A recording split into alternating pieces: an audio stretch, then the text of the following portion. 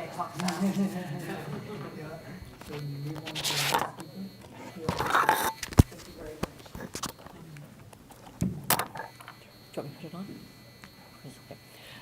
I'm very pleased to be here today to talk a little bit about the role of the international community in awareness and action on human rights in Baluchistan. Ambassador Haqqani has clearly laid out the issues regarding a stable peace in Pakistan overall. We need to look at Baluchistan in this broader context. Still the requirements for a full democracy, the state violence, atrocities against the Baloch people that go right back to 1948, torture, forced disappearances, and murder. I'm going to take one quibble with something you said. You talked about the indifference of the international community regarding Baluchistan. I will say, sadly, to a certain extent, it's not, there is indifference, but there's a tremendous lack of knowledge, even awareness of the province of Baluchistan, let alone what is going on today and what is going on for decades. And it is also true, though, that those who know, there is and has been indifference. Those in Pakistan who wish to shine a light into this darkness are themselves subjected to state-sponsored intimidation, disappearance, and murder. It's hard for this information to get out. The Baloch diaspora, I commend doing such an extraordinary job in raising awareness around the world, but they are few in number and dispersed. So what they can do, what they've done is extraordinary, but it still is very limited.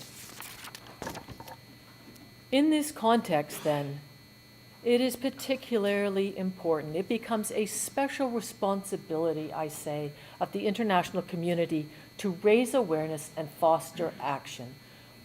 We in the international community have a responsibility always to speak up for human rights everywhere. It is difficult, of course, to put priorities and highlights. One life is equal to another life. But when it is so difficult for the Baloch people to have their voices heard in this context and for so long, it is a special responsibility of the international community to help magnify that voice. So we must raise awareness of the human rights situation in Baluchistan. We must provide a safe space for open discussion of the issues, including of an independent Baloch homeland. Pragmore does not itself support or oppose an independent Baluchistan.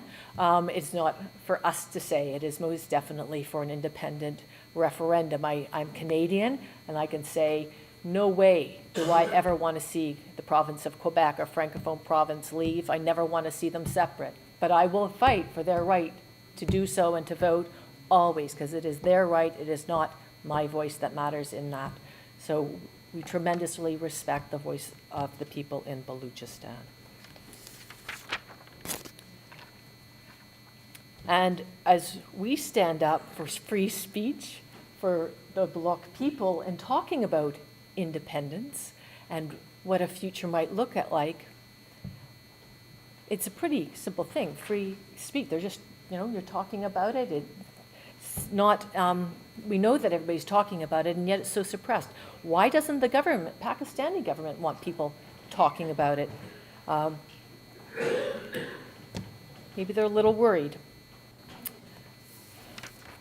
I believe today that we're at a turning point.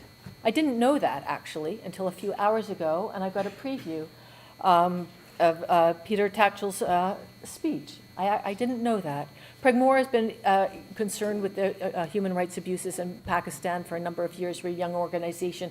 We have done little. We've been looking for a nonviolent, concrete, pragmatic action plan to help us go forward, to be able to support, and Peter has articulated that exceptionally well. I see the work and the thought and the knowledge and experience and collaboration that has gone into that. And for us, one member of the international community, this is the missing link. This allows us now to speak to other international organizations.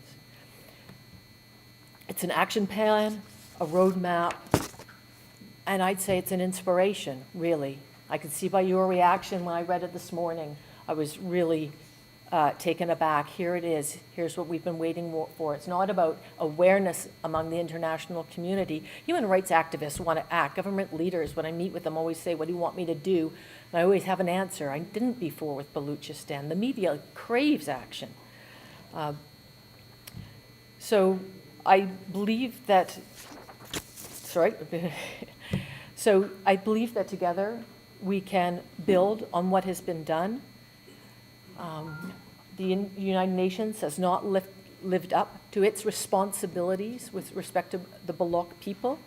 And yet in this building, with this panel, with you, with everybody sitting outside, you sort of feel that all things are possible, not by wishing, but by seeing people come together and by the concrete plans. So we have inspiration, we have a path forward, and now for us, international community, you're doing your work, you've done your work, and we are, and Peter is in the lead here. But now I feel like we can get to work in supporting you. The silence of the international community cannot and will not continue. So, my Baloch friends and colleagues, we will do better for you and for all of Baluchistan. Change is possible. Thank you.